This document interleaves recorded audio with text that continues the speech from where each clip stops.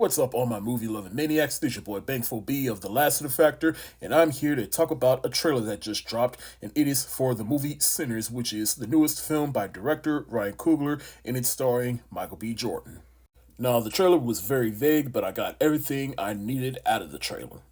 Basically, it's starring Michael B. Jordan, and apparently he has a twin brother in the movie, and it's dealing with some elements of good versus evil, but the main thing that drew me into this movie is Ryan Coogler.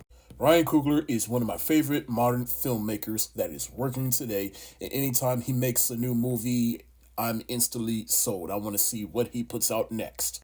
And I really mean it when I say he's one of my favorite modern filmmakers. This man is truly an inspiration to me as a filmmaker. The trajectory of his career up until this point is phenomenal.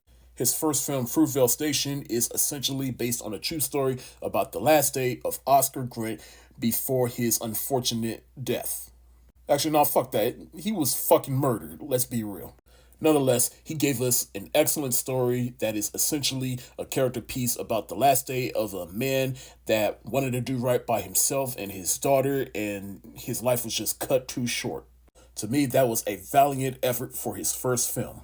Then eventually he went to Sylvester Stallone and said, "Hey Sly, look, I know you gave the Rocky franchise a definitive end with Rocky Balboa back in 2006, but maybe there's more stories to be told, not necessarily about Rocky, but about other characters in the Rocky universe." And that's how we got the first Creed movie.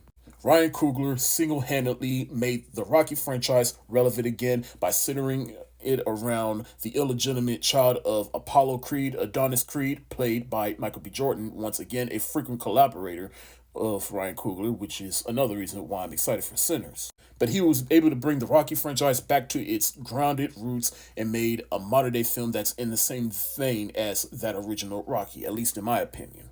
Then Marvel hired him to give us Black Panther. Need I say more? It was one of the biggest cultural events from the past 5 years. Not only is my second favorite MCU movie of all time, but it is without a doubt one of my favorite movies from the past decade.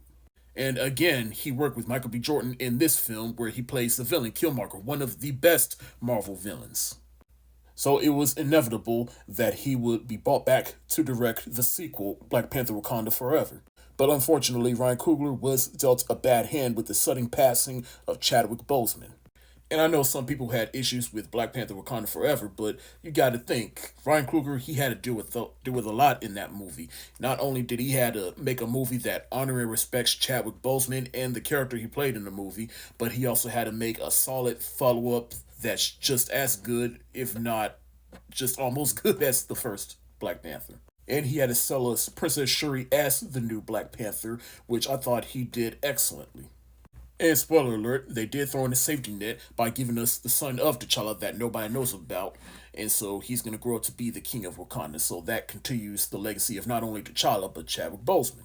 But Ryan Coogler, he had to do a lot within this movie. There is no doubt that Wakanda Forever was probably one of the most troubled productions in modern memory. It is a miracle that we even got this movie, let alone got it as good as we got it. And now Ryan Coogler is back with Sinners, which is not based on anything, at least to my knowledge. And I'm so happy for that because he gets a chance to step away from franchise filmmaking and focus on something that he wants to do. And if that's what he needs to do to keep his creative juices flowing, I'm all for that. It's kind of like what Christopher Nolan used to do in between making Batman movies. He made Batman Begins, then he made something for himself, The Prestige. Then he made The Dark Knight, then he made something for himself, Inception. Then he made The Dark Knight Rises, then he made something for himself, Interstellar. And I've always respected Christopher Nolan for that. And I definitely respect Ryan Coogler for doing that as well. Have you seen the trailer?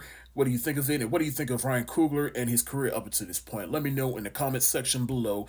And I'll definitely say Sinners has definitely shot to my top 5 most anticipated movies of 2025. But that's my quick little 2 cents on Ryan Coogler's new film, Sinners, which comes out in March of next year. This your boy Bankful B. Stay safe, wash your hands, peace.